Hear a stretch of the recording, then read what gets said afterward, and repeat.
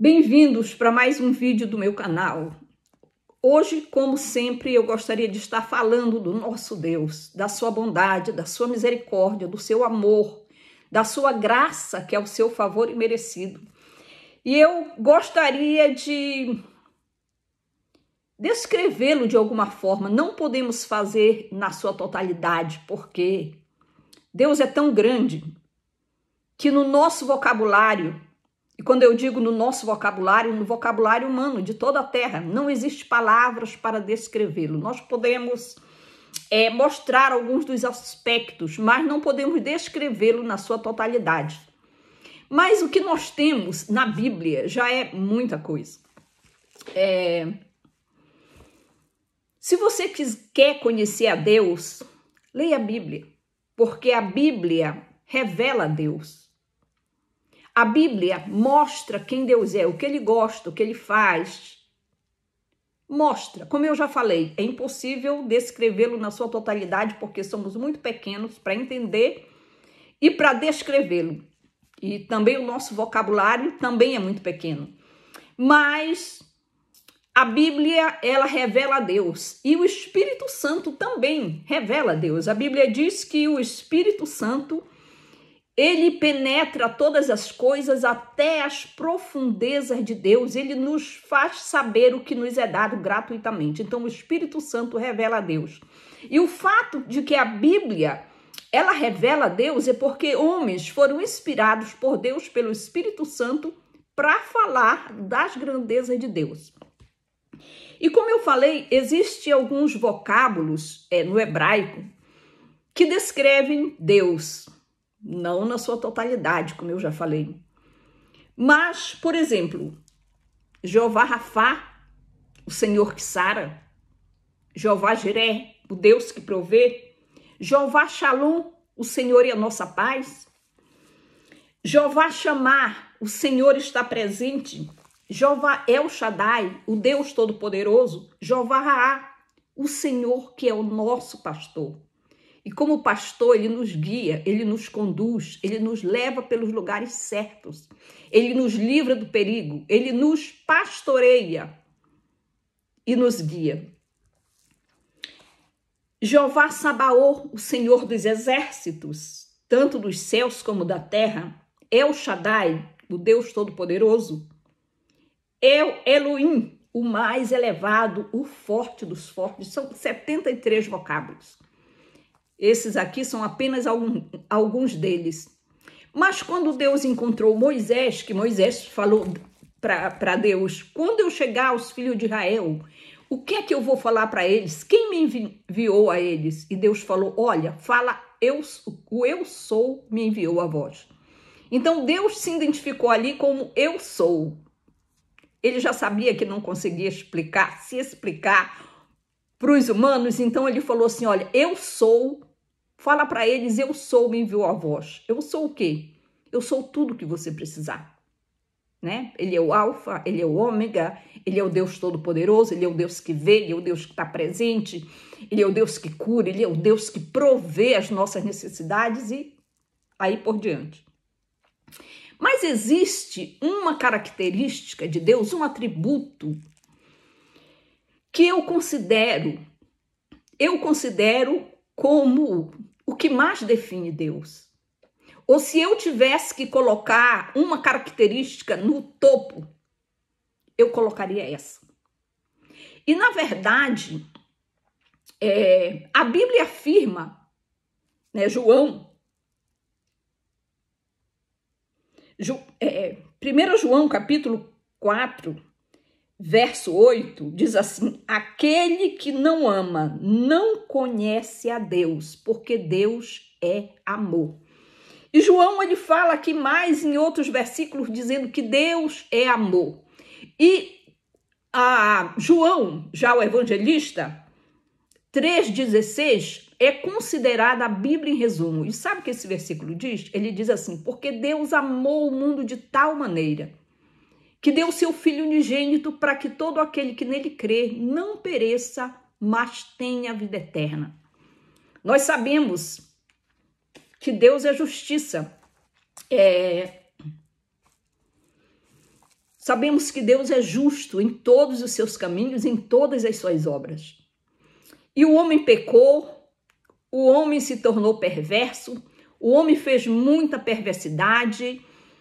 E Deus é justiça, Deus não poderia de maneira nenhuma deixar passar, deixar bagunçar, deixar sem ser feita justiça. Mas Deus, por amor e por misericórdia, porque veja bem, se alguém mata o filho de uma pessoa, a pessoa que teve o filho morto, ele vai precisar que justiça seja feita. Tem pessoas que causam muito dano aos outros, faz muito mal. Tem pessoas que causam muito mal aos outros. E todos nós não somos bons. A Bíblia diz que todos pecaram. Todos. Todos pecaram e ficaram destituídos da glória de Deus e precisamos de um Salvador. Todos nós pecamos. Muito, pouco, mas todos nós pecamos.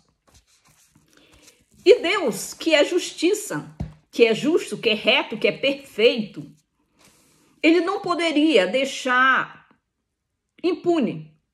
Mas a Bíblia diz que ele resolveu ele mesmo pagar. Deus teve misericórdia do homem, Deus amou o homem, Deus se compadeceu do homem. E nós vimos que desde o Éden, quando Adão pecou, Deus tinha falado para ele que quando ele comesse daquela árvore, ele morreria. Mas Deus ali proveu já um substituto. Ele matou um cordeiro para cobrir Adão e Eva e, através da história, Deus usou sacerdotes para oferecer cordeiros em sacrifício até que viesse o cordeiro perfeito, Jesus, o Filho de Deus. E a Bíblia diz que Deus estava em Cristo reconciliando o mundo consigo mesmo. Então Deus resolveu, por amor, pagar ele mesmo os nossos pecados. Ele, em vez de nos descartar, de somente jogar Adão para fora do paraíso e vai para lá, morre e acabou tudo. Não. Deus proveu um cordeiro e Deus mandou o seu próprio filho para pagar pelos nossos pecados. A Bíblia diz que a cédula que era contrária a nós foi cravada na cruz e nós recebemos a redenção, a remissão dos nossos pecados pelo sangue de Jesus. Então, o amor de Deus por nós, ele foi tão grande, ele é tão grande, que o próprio Deus resolveu pagar a nossa conta, resolveu pagar o nosso pecado, resolveu pagar a nossa rebeldia para que nós não morrêssemos, para que nós não sofrêssemos, para que nós alcançássemos o perdão, para que nós fôssemos restaurados de volta para ele e para que nós herdássemos o céu. Quando nós vemos lá em Romanos, o apóstolo Paulo diz que nós somos herdeiros de Deus e co-herdeiros com Cristo. Uma coisa que nós não somos dignos, não éramos dignos, porque nós não fizemos nada para merecer. Ao contrário, fizemos para merecer a condenação, nos afastamos de Deus, pecamos. Fizemos tudo que é contrário à vontade de Deus. Muita gente não quer nem saber da Bíblia, não quer nem saber que se alguém está falando de Deus, ignora. E Deus ainda assim tem misericórdia. Eu estou falando tudo isso, irmãos, porque esse amor tão grande de Deus, e João, o evangelista, quando ele começa a falar de Jesus, ali já no primeiro capítulo, ele diz assim, falando de Jesus, no princípio era o verbo estava com Deus, o verbo era Deus, e o verbo se fez carne, veio habitar entre nós, e vimos a sua glória como a glória do unigênito do Pai, cheio de graça e de verdade. E ele diz assim, e dele recebemos graça sobre graça. Graça sobre graça. Graça é favor imerecido. E eu quero dizer que todos os dias nós recebemos graça de Deus. Eu tenho recebido, eu sou testemunha das misericórdias do Senhor, que todos os dias, quando nós temos qualquer necessidade, nós corremos para Deus e falamos com Ele, e Ele prometeu nos atender, Ele prometeu ouvir a nossa oração, e Ele ouve e responde. E Ele nos dá graça sobre graça. Todos os dias recebemos graça, favor imerecido das mãos do nosso Deus. Agora, uma coisa interessante que nós que já provamos do amor de Deus, que sabemos que Deus é amor, a Bíblia diz também que nós precisamos amar. A Bíblia diz, Jesus falou, olha, um novo mandamento vos dou, e o meu mandamento é este, que vos ameis uns aos outros, assim como eu vos amei. Nisso conhecerão que sois meus discípulos, se vos amardes uns aos outros. Então, a ordem de Deus é amar a Deus acima de todas as coisas e ao nosso próximo como a nós mesmos. Aqui João, na epístola de 1 João, capítulo 4, diz assim, amados, amemo-nos uns aos outros, porque o amor é de Deus, e qualquer que ama é nascido de Deus e conhece a Deus. Verso 1 João, capítulo 4, verso 7, esse agora o verso 8. Aquele que não ama não conhece a Deus, porque Deus é amor. Versículo 9, nisso se manifestou o amor de Deus para conosco, que Deus enviou o seu Filho ao mundo para que por ele vivamos. Nós éramos para morrer e acabar eternamente, não existe mais. Mas Deus enviou o seu Filho, nisso se manifestou o amor de Deus, em que Deus enviou o seu Filho unigênito ao mundo para que por ele vivamos. E 1 João, capítulo 4, verso 16, diz assim, e nós que conhecemos e cremos no amor que Deus nos tem, Deus é amor, e quem está em amor está em Deus e Deus nele. 1 João, capítulo 4, 20 a 21, diz assim, se alguém diz, eu amo a Deus, e aborrece a seu irmão, é mentiroso. Pois quem não ama seu irmão ao qual viu, como pode amar a Deus a quem não viu? E dele temos este mandamento, que quem ama a Deus, ame também o seu irmão. Bom, nós sabemos que Deus é amor e dizemos que Deus está em nós, que o Espírito Santo habita em nós e que Deus está em nós. Então, se Deus está em nós, é impossível nós não termos amor. É impossível. Se Deus é amor e Deus está em nós, nós também temos que amar. Nós também precisamos amar.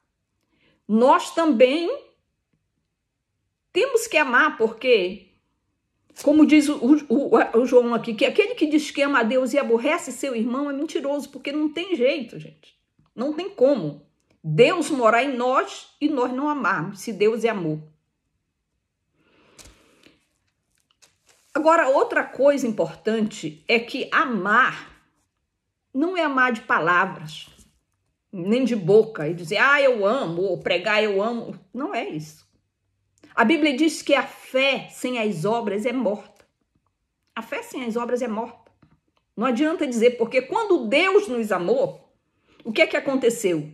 Ele mandou o Filho dele pagar o preço dos nossos pecados. Ele colocou o amor em ação, em obras. Ele só não falou, eu amo, mas vocês vão para o inferno e fica aí, eu não quero saber de vocês. Não. Ele enviou o seu Filho para morrer por nós. E a Bíblia diz que Deus estava em Cristo, reconciliando o mundo consigo mesmo. Ou seja, o Pai e o Filho são um. Então, se Deus nos ama, se Deus é amor, nós também temos que amar e temos que colocar o nosso amor em obras. A nossa fé tem que ser demonstrada por obras, não vale só falar. Tem que ser demonstrada por obras. E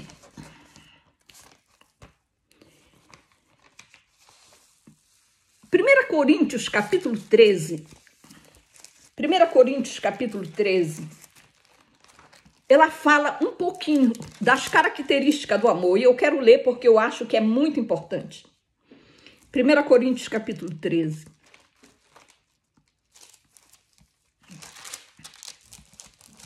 Diz assim, capítulo 13, começando do 4.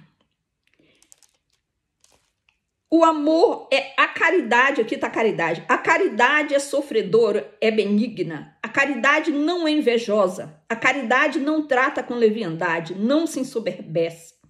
Não se porta com indecência, não busca os seus interesses, não se irrita, não suspeita mal, não folga com a injustiça, mas folga com a verdade. Tudo sofre, tudo crê, tudo espera, tudo suporta.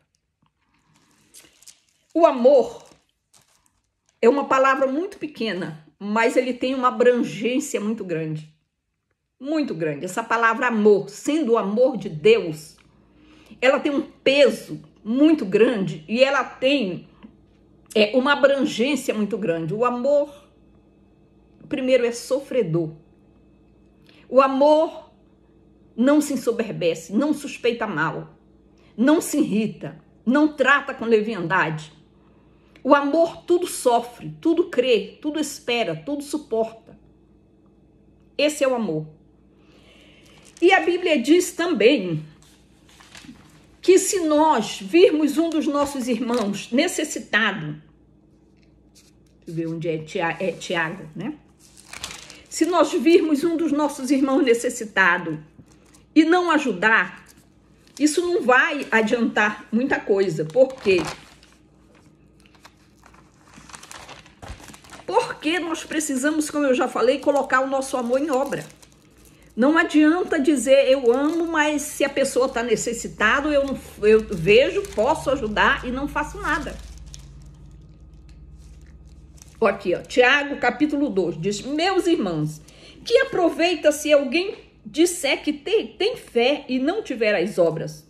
Porventura, a fé pode salvá-lo?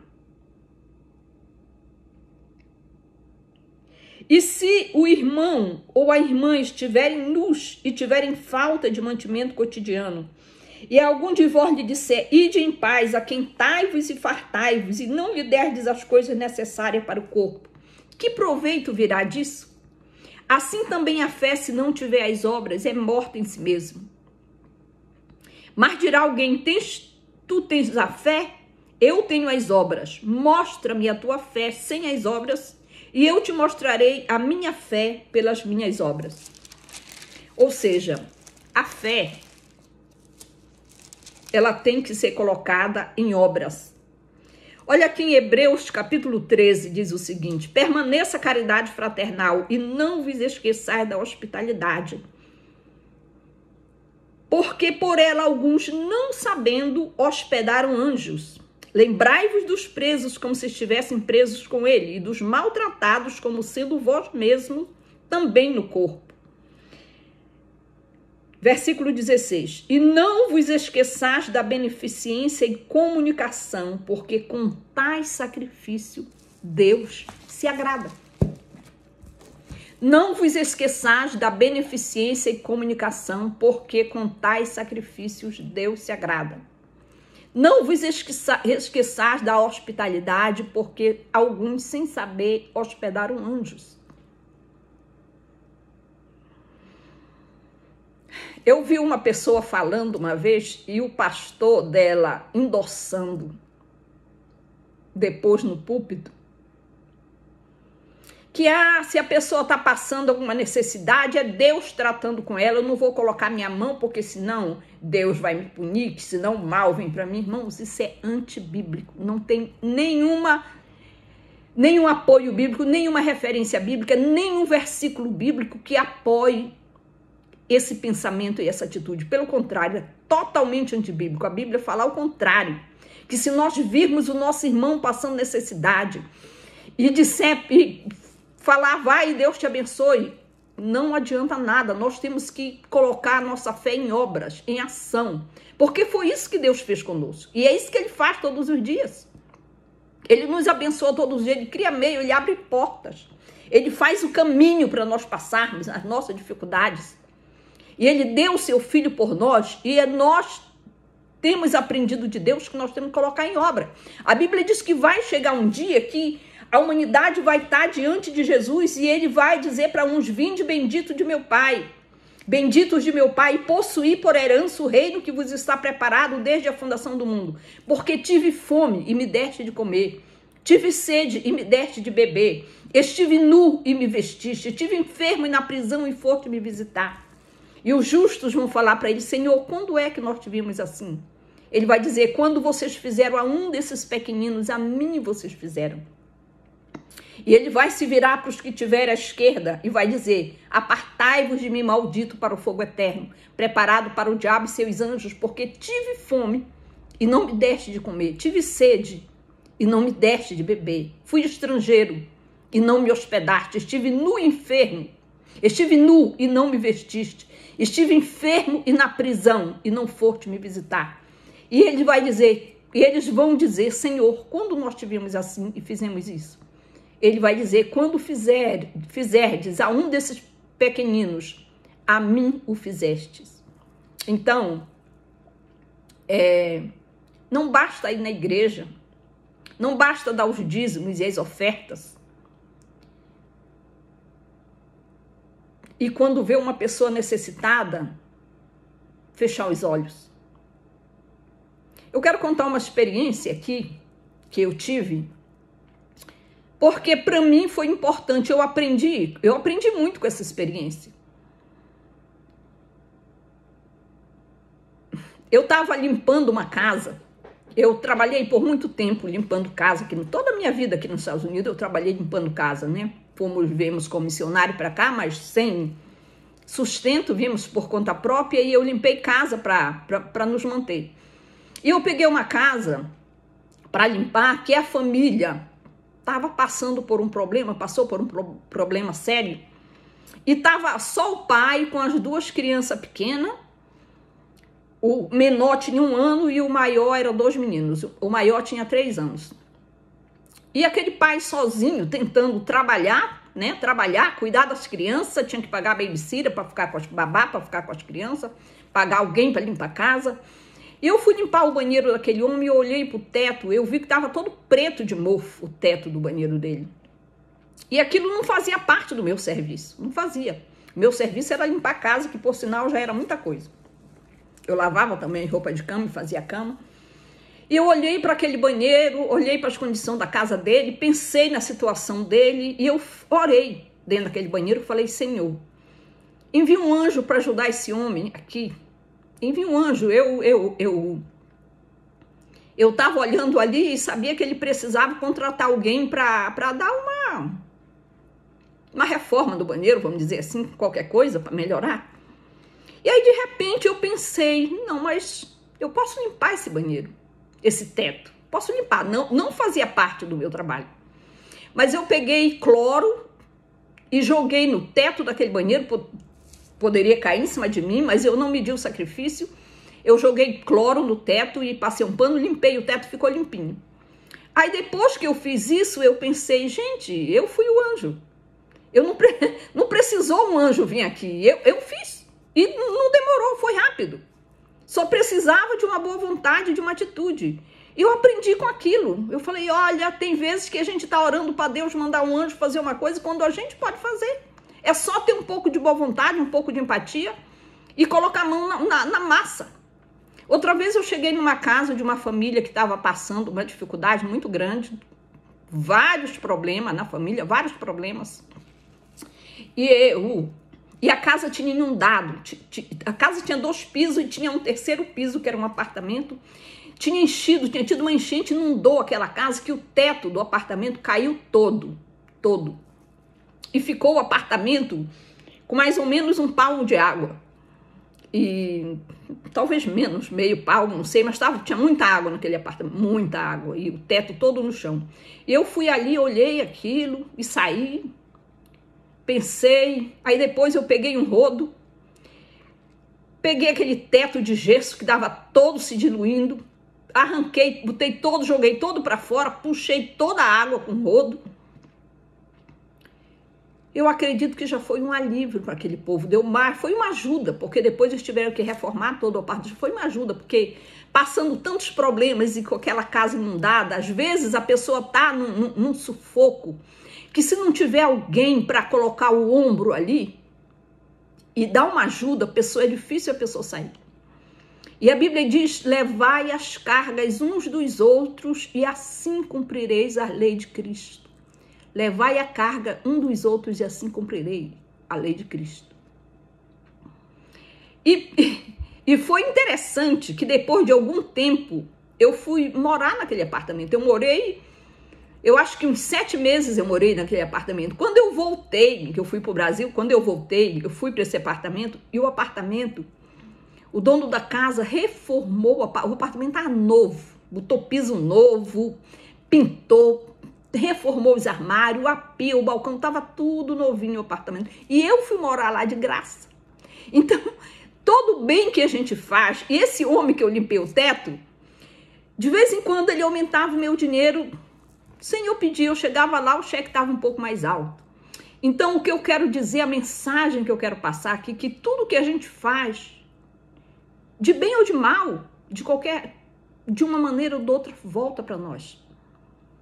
Eu tenho visto tanta misericórdia, tanto favor de Deus na minha vida. Eu não sou rica não, viu? Sou pobre. Mas eu tenho visto tanto favor, tanta misericórdia de Deus, tanta bondade. Deus nunca nos deixa. Quando a gente precisa, Deus tem a porta pronta, aberta. Igual eu fui embora daqui para o Brasil, querendo ficar lá, mas não deu certo, eu voltei. Eu tinha um apartamento para morar.